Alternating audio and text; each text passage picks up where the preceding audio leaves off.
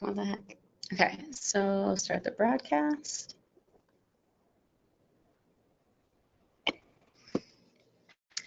Good afternoon. Welcome to the Advanced WMS webinar series. My name is Shanna Blackstone. I work in the WMS department here at VIP. And today we're going to do a bit of information about LBI. We are going to talk about IQINVEN and some LBI troubleshooting. We're going to do some more concepts. So this really is a part 3 in case you hadn't attended the past 2.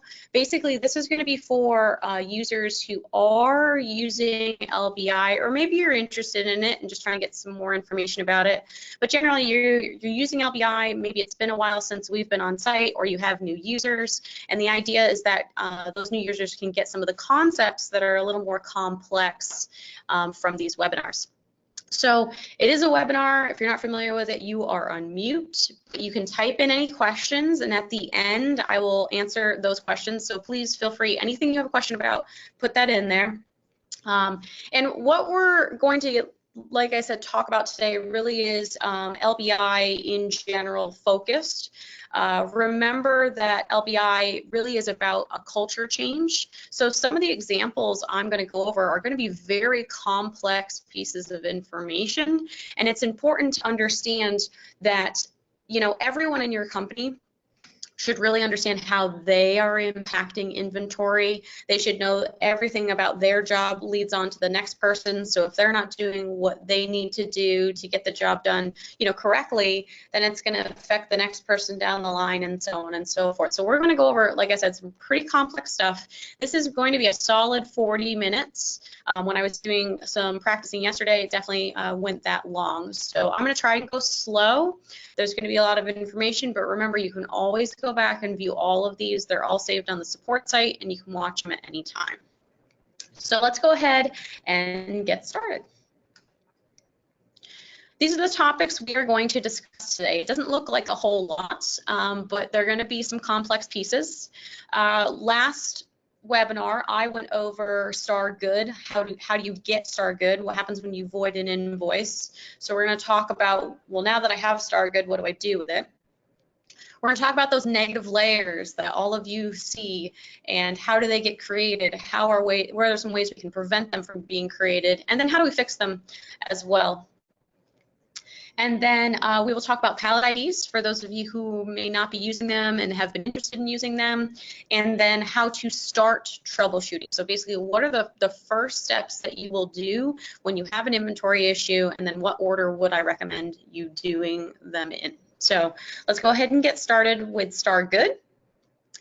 This really could be called anything. It's basically that location that your returned product is coming into, but we often call it good. That's what our C-Serve reps would know it by.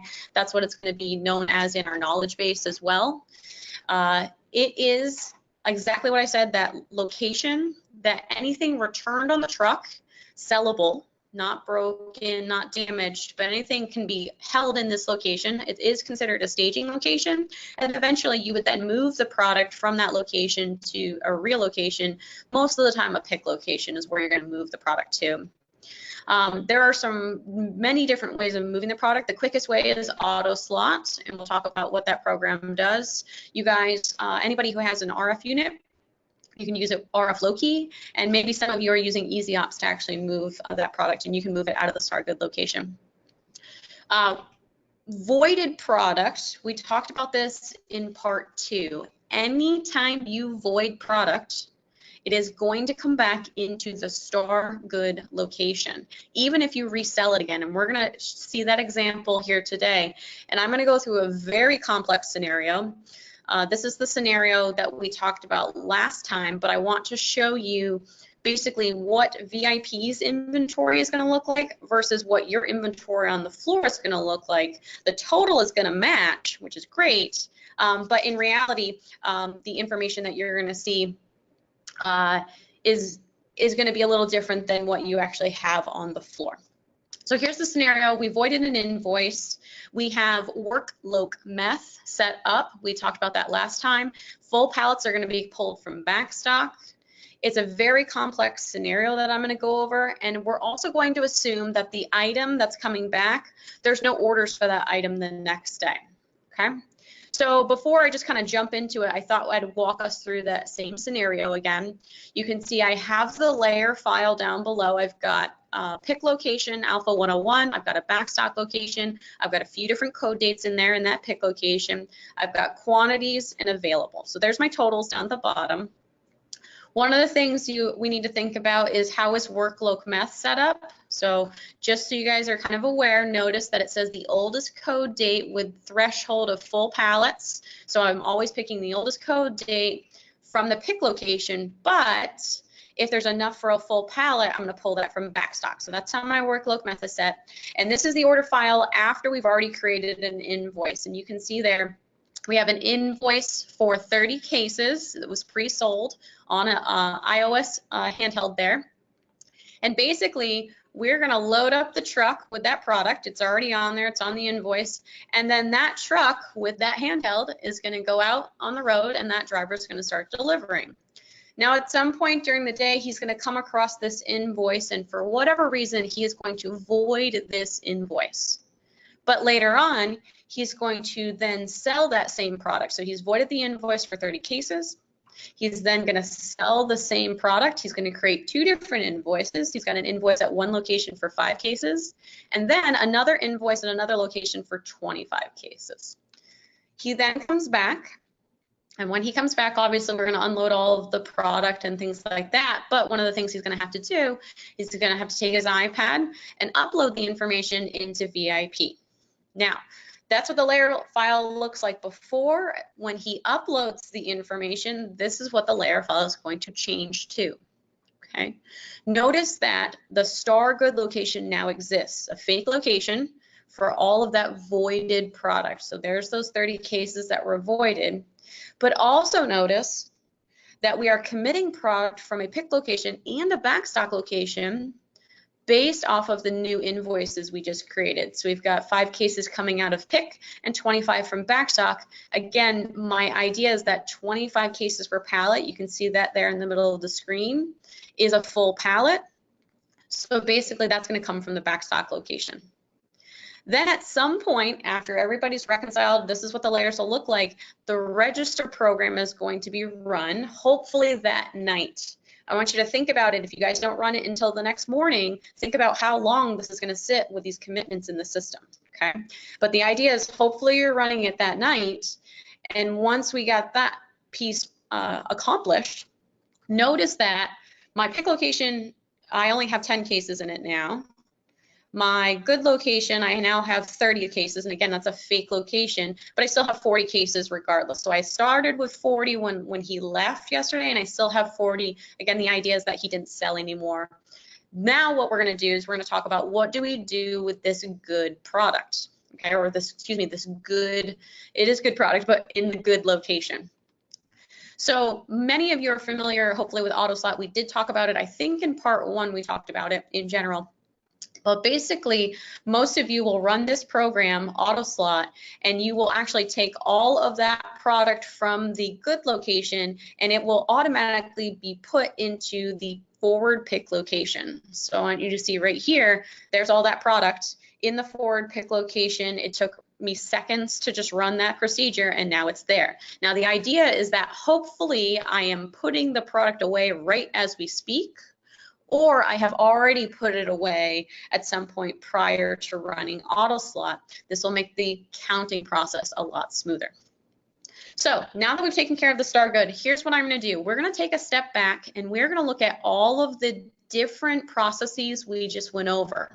Okay, we're going to compare VIP quantities, so what you see in the layer file, compared to what you are actually going to have on your floor. And I want you to understand how different this is going to be, and that's the reason we're going over such a complex process. It's not often that you guys are going to have full pallets pulled from backstock via a void, but it's possible. If you guys go and deliver and for whatever reason the truck breaks down, you got to void all that product and bring it back, it's highly possible that for whatever reason, if you wanted to sell it again, maybe you get another truck and you put it on a different handheld or something like that, that you're going to have full pallets come from backstock and not understand why when you go out on the floor that product isn't in VIP, but it's still out on your floor. So let's take a look, and I'm going to go as slow as I can to kind of go through this because it is pretty complex. But basically, the truck was loaded, everything was invoiced. Notice that VIP quantity matches the actual quantity, all right, in all of our locations. Then when the truck came back, notice that VIP quantity, basically we now have commitments, and we all of a sudden have this star good location. Now that star good location doesn't really exist if you think about it. There's no 30 cases really coming back. He sold those again. Okay, so there really is no 30 cases sitting anywhere, but it cancels each other out. You notice you've got a positive 30, a negative 5, and a negative 25. But the actual quantity on your floor, again, very different. Once I register, okay, once I register, let's take a look. VIP quantity, again, different than actual quantity. Okay, we still have the same amount of product, but again, we're having a very different piece that we're looking at here. And then long story short, right here, after auto slot is run, basically, if you guys can kind of see that piece is off a little bit there, but I still have 40 cases regardless in my inventory, but according to VIP, they're all in the pick. If you guys were going to go out to your pick line and count, you would see that you'd have product in the pick, but you'd also still have product in backstock. So the whole point of this was to open up your eyes and kind of see that this is the process that we could be going through if you have a very complex situation of voids, okay? Most of the time, it's gonna be super straightforward. If you void and you sell and everything's coming out of the pick, it should be a plus or minus right from the pick, and you're not gonna see such drastic numbers. But again, I wanna make sure that we're going over these complex situations for you guys. Okay.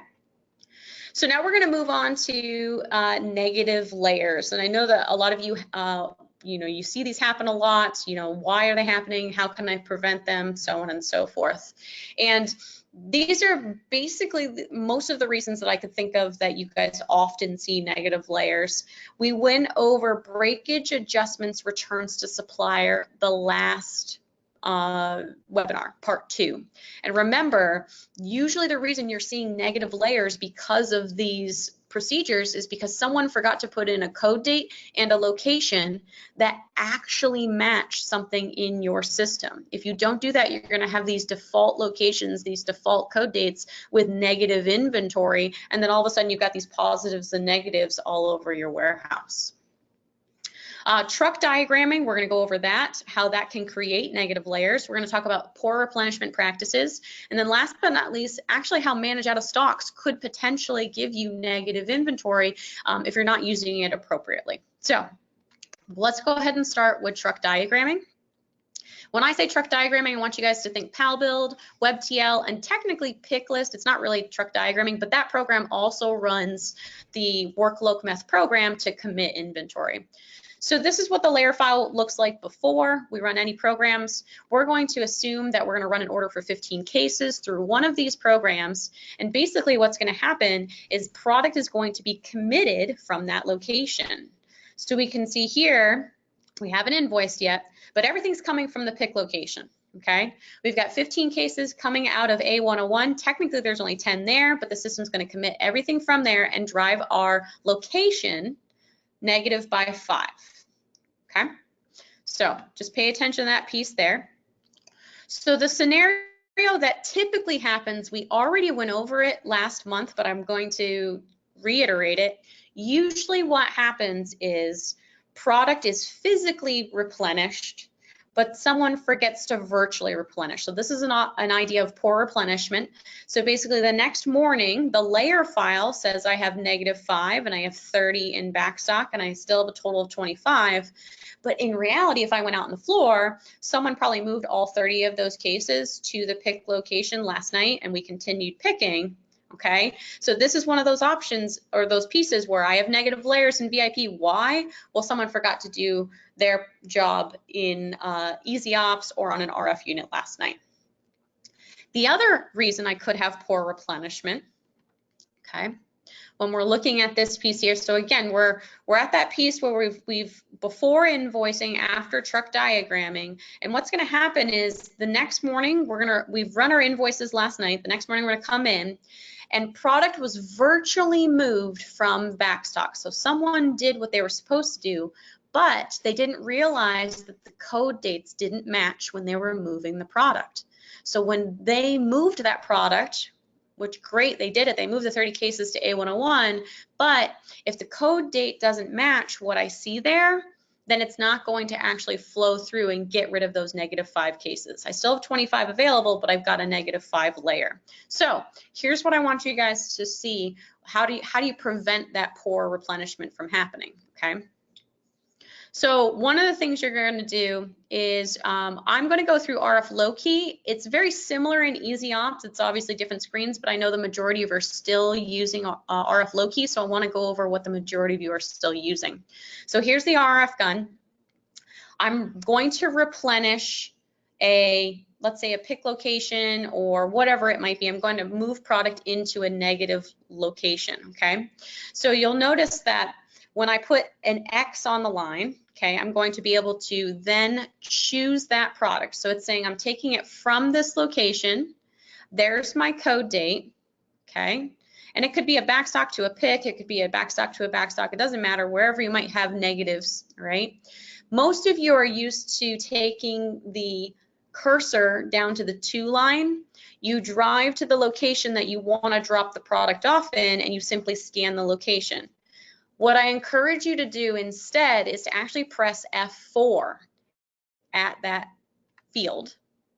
What it'll do is bring up the same list of layers, and it allows the user to pick a negative layer if you had any.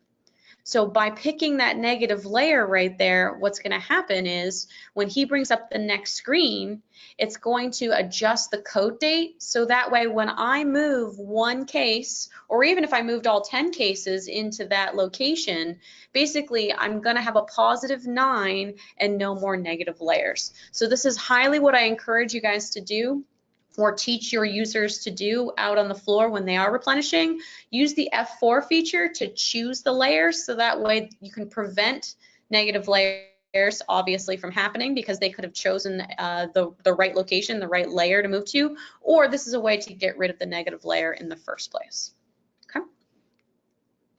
Okay, the last reason I usually see negative layers is manage out of stocks could be the option that I might be seeing. So in this case, I've got product before I've run any manage out of stocks. And what the system is going to do is when the orders come into the system through the handheld, oh, excuse me here, there we go, through the handheld, they're going to come into VIP, and I've got an order for 45 cases. So what the order is going to do is then go and look and see, well, how much do I actually have for the quantity? And again, it really would be looking at the available is what we're looking at here, but it's looking at how much do I have? Well, I have 40 cases. Great.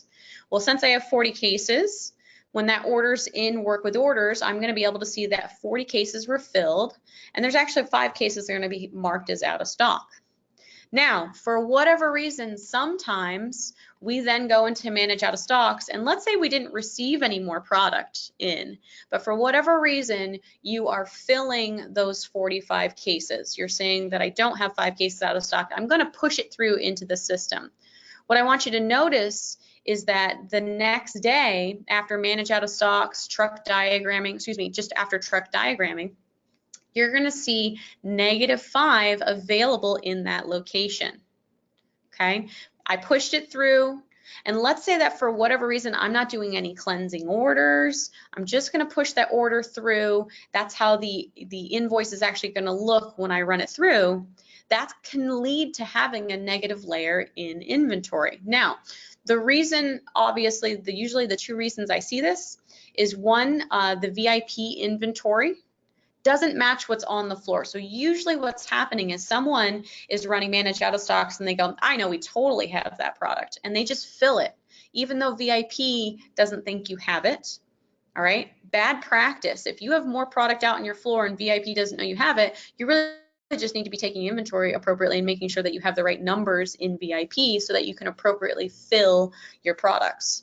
The second reason I see this is often customers gamble that, the transfer truck's coming in later, or we're going to receive another truck from a supplier later that day, later that night, and then what happens is that truck doesn't show up. So I've pushed everything through, and if I'm not cleansing any orders, if I'm not, doing any voice pick cleansing, easy pick cleansing, then I'm going to have negative layers in the system the next day. So 2 processes that I wouldn't consider VIP best practice. If you have questions about them, obviously ask us. We can kind of lead you down the path of what we would consider VIP best practice. But if you're going to do these, understand that you could have negative inventory or even just negative layers the next day in the VIP system. Okay.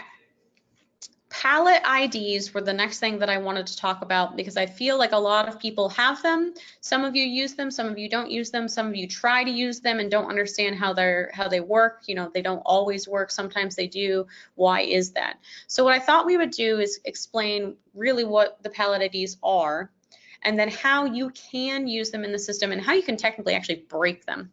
So pallet IDs are pretty straightforward. It's some type of label that's specific to that pallet. You guys get them from the breweries if you get ASN tags. We can print them from VIP during the receiving process. And what it's basically saying is it's a number that is going to pull up information from VIP. The item number, the location, the code date, all right? If I were to scan that in any other program, it would simply be a number. It wouldn't pull any of that information forward. It's a number that when you scan in VIP, it recognizes that number and says, hey, let's go look at this table and pull the item number, the location, and the code date. They can be used to move product around. You guys can use them in RF count procedures. But what I want to talk about today is how you can accidentally break them.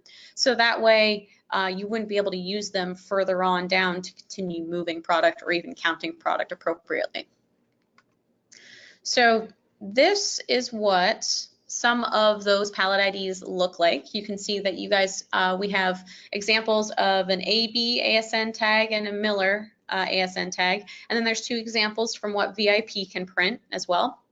And basically, like I said, how the tag works is it's going to be on the pallet. You're going to take an RF gun or a scanner with EasyOps, and you're simply going to scan that pallet. And when you do, it's going to pull up some information. Okay, so here's an example of a pallet ID from VIP, and what I'm going to walk you guys through is how to properly use these pallet IDs from start to finish, right from when you receive all the way until you have filled the pick location. So in the orange down below, I'm going to fill in the processes that are happening. In the blue up above, that's going to be what the layer locations look like. And at this point, we've got none of this product in the system. That's our assumption at this moment. So we're going to go ahead and receive that product.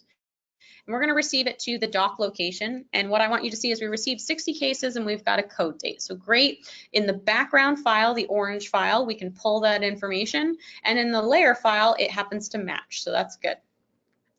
Later, we're going to move that product from the dock, from our staging location to a backstock location, and we're going to scan the pallet ID tag to do that.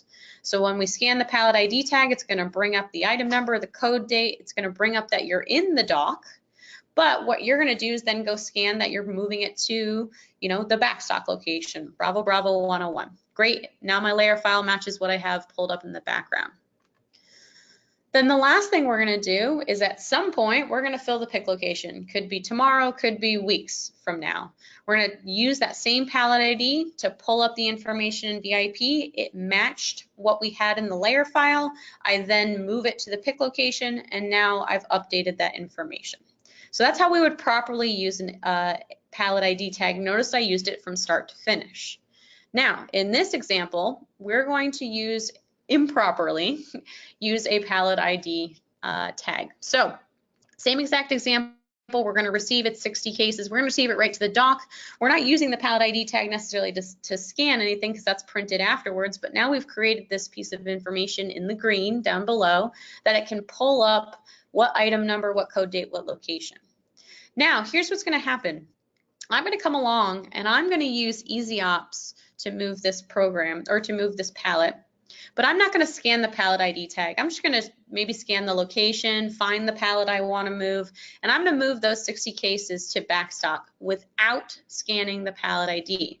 Now, what I want you guys to notice right away is the location that you see in the layer file says backstock, but in the background, in the pallet ID file, notice how it still says dock. Even though I've moved the product, I didn't use the pallet ID, so I didn't update it. So what's going to happen is, let's say now someone else comes along and wants to move that product to the pick location.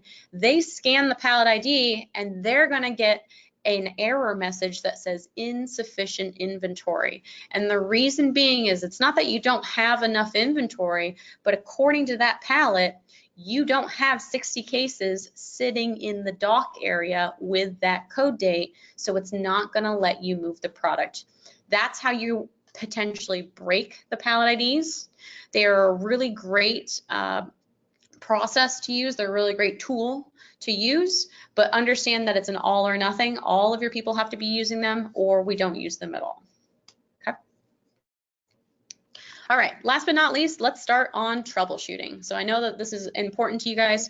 I was going to do a demo, and unfortunately, they started working in the environment here at VIP. They started doing some updates to my demo environment. So we're going to see some screenshots. I'll do the best I can, but any questions you guys have, don't hesitate to send those over as well, because maybe I can add some more screenshots to the help, the Q&A that we add at the end. So these are the steps I would take when I start troubleshooting. The first thing, obviously, is if I'm off on my inventory, obviously I'm going to recount that inventory. I have to know, was it just an error when someone was counting? What's going on? I'm going to count that inventory. Maybe I create a task. A task by item will let me count all the locations it exists in. Again, we're talking about LBI here. So we want to go and count that product everywhere it exists and find it in the warehouse. The next thing we're going to do is we're going to run the report loc PR loc, and we talked about this in part 1, I believe. And we want to look at all the staging locations: star good, star bad, dock, pallet, whatever you've created as a staging location. You want to look at those and make sure that none of this product is technically, quote unquote, hiding in any of those locations.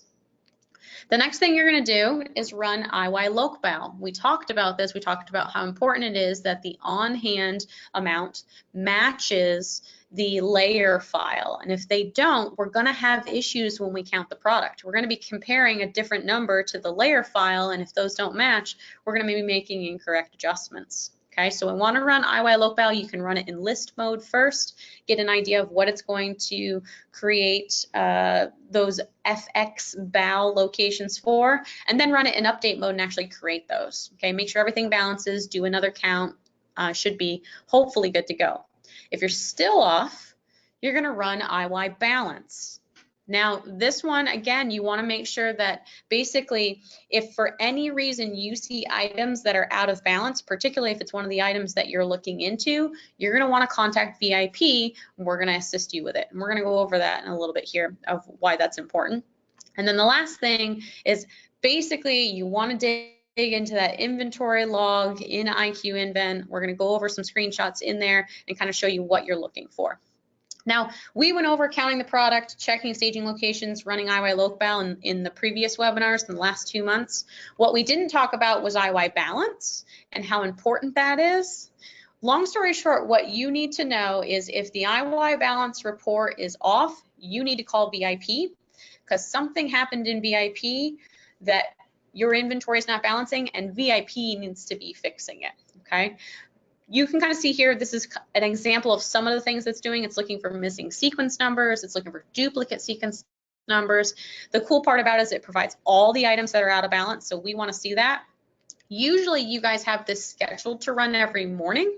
So if you're not looking at the IYBalance report every day and making sure, hey, it's blank, it's good to go, you're not capturing it with Edgar or something like that, we probably should set something up that you want to be doing this, because this is going to be an important part of the whole troubleshooting process.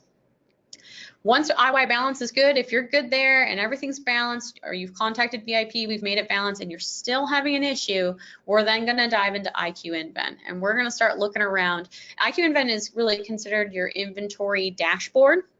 Right now it's on legacy only, but V16, very exciting, that's all moving to the web. So we're going to be able to do a lot more in there, in the fact of being able to see a lot of information all at once. There are some tips that I give everyone, and I'm going to visually show you those tips, but we want to start at the beginning of a month when we are searching through IQINVEN. You want to work your way backwards.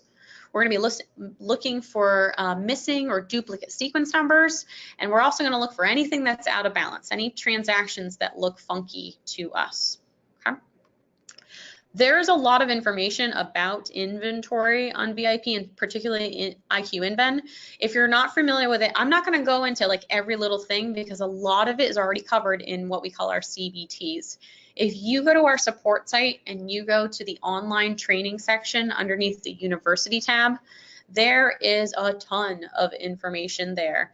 We call them CBTs, it stands for computer-based training, and there's about plus 7 hours of information just about inventory. I'm actually missing an entire section here in this view that's an additional like 4 hours, but there's so much information here that I can't get into everything. So we're just going to go high level, working our way through of what I would start looking into when we have inventory issues.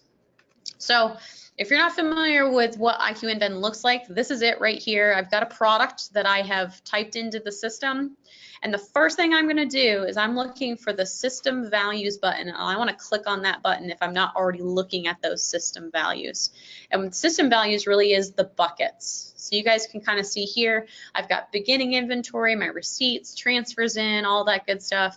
But if I'm having an issue with inventory at this point, I want to start auditing. If I've done all those other previous things and I still am off, I want to use this audit feature and I want to start hunting down where did I go off with this inventory. So when you press the button, it's going to ask you to put in a date.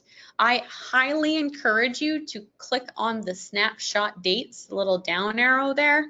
And what you're going to be doing, what I always do, is look for the last time month end was run, which hopefully is at the end of actually the month. And you want to choose that date, even if it's June 29th. I want to go all the way back to the beginning of June. So I want to choose 5/31. I want to see a nice transaction file so I can look as far back as I need to within this month and see what's going on. When I do that, it's going to take me to the audit log. So in here, I can see all the transactions that are happening within VIP. This is important to know. All you're seeing here is what happened in VIP. If you didn't get something in VIP, a missing receipt, some type of physical sale, maybe you did a handwritten invoice, something like that. If you don't put it in VIP, there's no way the system's going to know that that existed, and that could be some of the differences between your inventory. When you're in here, here's the things you're going to start looking through. One of the things you're going to look at is the sequence numbers. You want to page through and you want to see if there's any sequence numbers that are missing. Now the cool part is it's really easy to recognize because there's a little asterisk that'll show up denoting to you that, hey, some sequence numbers are missing. If that's true, reach out to VIP. We want to figure out what's going on. Why are those sequence numbers missing? The next thing that's pretty important is to understand the transaction types that you're going to see. Layer moves, you always want to see 2 layer moves right next to each other, a positive and a negative. You moved it from one location, you moved it to another. If you only see 1 positive or 1 negative for a layer move, something's missing, and that's going to throw your inventory off. You're also going to notice you have sales that are registered, sales that are invoiced. Receipts are very important. That's often where we get issues when we are counting. Someone forgot to put a receipt in, someone received twice, something like that. Obviously, adjustments and breakage need to be taken into consideration, returns to supplier, and then transfers. Depending on how you're running the transfer program, you might also see transfers in and transfers out. That's what that TI and TO pieces are getting at there. And then something else that comes into play that I don't think a lot of people think about is there are reason codes that often direct product to different locations, particularly with LBI. Remember that you're not just going to see one type of reason code, you're going to see inventory reason codes, but you're also going to see recon reason codes. And it just depends on what type of transaction was happening. A lot of times you're going to see inventory reason codes, obviously for these layer moves, that's what we're seeing there is the inventory reason codes. You might see recon reason codes more for when you're running register and basically you're affecting the sales. Okay. What you also want to look at is this down below. If it doesn't say in balance, bam, you want to run that IY balance, or excuse me, that IY balance report that I was telling you about. So that way you can see any other items that are not in balance and you want to call VIP. You want to make sure that that says in balance. And then the last thing that I always tell people is click on the button that says bottom and basically find where your issue is and work your way backwards. Because at some point you were fine. It's easier to work your way backwards, in my opinion, than it is to work your way forwards to where the issue happened. Something else you guys should also know in here, it's very helpful to be able to change the view because the view is going to show you a lot of different pieces. You can see on this screen here, we could see invoice number, load, account, but we can't see who did anything.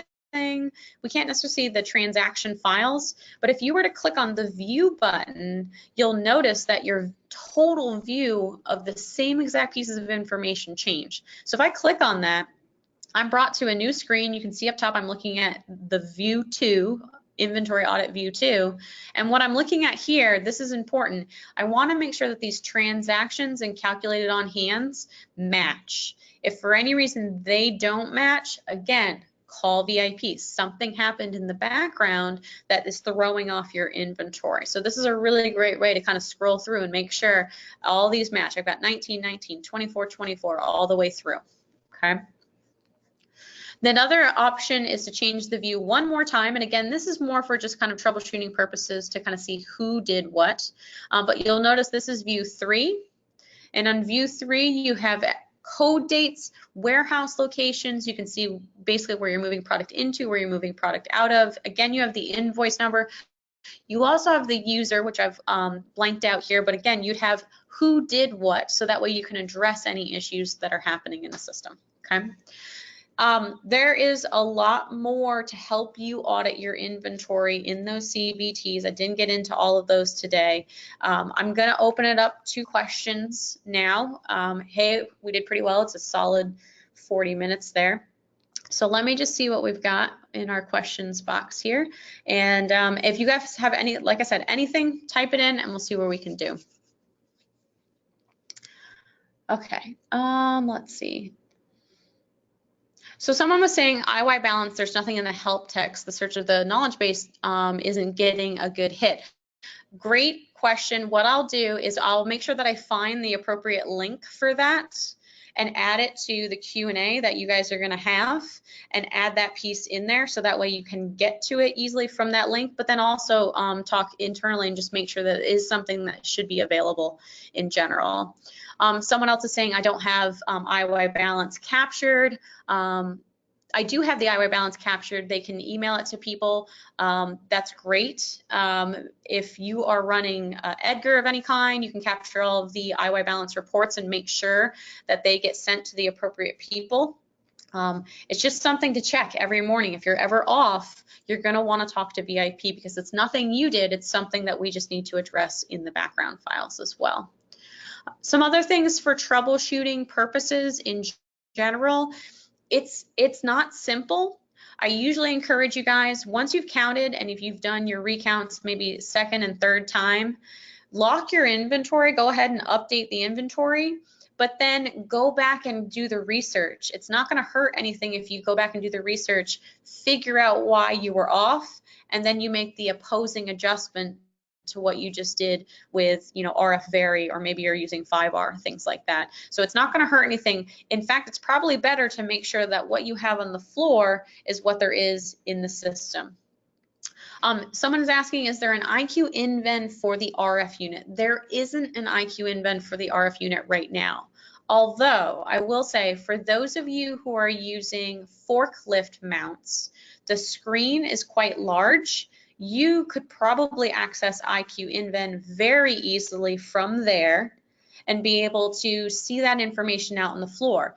What I will say is when V16 is available, you then have more, you will have more advantage basically of being able to be out on the floor either with, a handheld of some sort, like an iPad or an iPad mini or something like that, and be able to pull up that information out there. So it's coming, it's just not there right yet.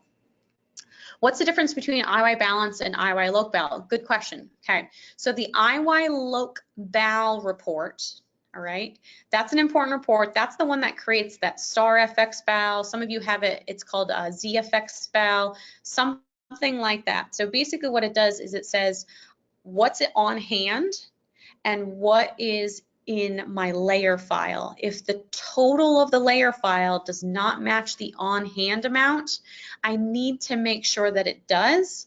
Otherwise, I'm going to mess up my inventory when I actually do counting. If you go back to, I think it was part 1 that I went over that, view that webinar, I go over exactly what IY loc bal is doing and why it's so important. The IY balance report, on the other hand, basically what that's doing, that's reviewing the order file, the INVEN file, daily I, daily T, and it's looking at all those transactions, and it's making sure that the transactions all got recorded appropriately. And if anything's not recorded based on what VIP says, it's going to be out of balance, and we need to fix it for you as well. If a void invoice is immediately sold to the same account, why does it go to Star Good when it never came back? So that's a great question. So basically, anytime you void, we are killing that sale. So because we're killing that sale, the inventory has to be tied to what's happening with that sale. So because we killed the sale, the original invoice, that product, quote unquote, is coming back based upon what that invoice says. Now, if you create a new invoice, great, I've got a new sale, I've got a new invoice number, and the product then comes back out of VIP. But we have to have that check and balance with the inventory, and that's why it comes back into that Star Good location. How does the second sale of the void check get out of the pick line? Okay, so the second sale, when you come back to VIP and you upload your handheld, that's when it's going to run through. That's when it's going to create the Star Good, and that's when it's going to create the that invoice. That's when it's going to look through VIP through workload meth and create that new depletion from VIP. The idea is that if you sold exactly what you had and everything's coming from the pick, as soon as you auto slot that Star Good back to the pick location, everything should be equal. But either way, we have to do that check and balance because you killed the original invoice and now you've got a new invoice. So if you have drivers who are constantly voiding and you are an LBI customer, we need to do a couple of things here, all right? We need to make sure, are these voids valid, or are they voiding because they should know how to do something else, but the easiest thing for them to do is just void and recreate a new invoice. Maybe there's a reason and we need to educate them and make sure they're doing that appropriately. That's all the questions I'm going to take right now verbally. I'm going to go ahead and leave this open, probably another 5 minutes. Please don't hesitate to write in any questions that you guys have. LBI, it doesn't have to be pertaining to necessarily just this right here. I'm sure a lot of you have the same questions, and it would be great to get those answers out to you. The next, oh, wow, that's interesting there. Excuse me while I figure out what's going on. There we go. The next webinar that we're doing next month is going to be Easy Ops. We did receiving before, but I'm going to go specifically over receiving from a supplier with ASN, so with those advanced ship notice tags in July. So I hope you guys enjoyed this. And if you have any ideas for webinars you want to see, please don't hesitate to let us know, and we can do that for you guys. Thanks very much.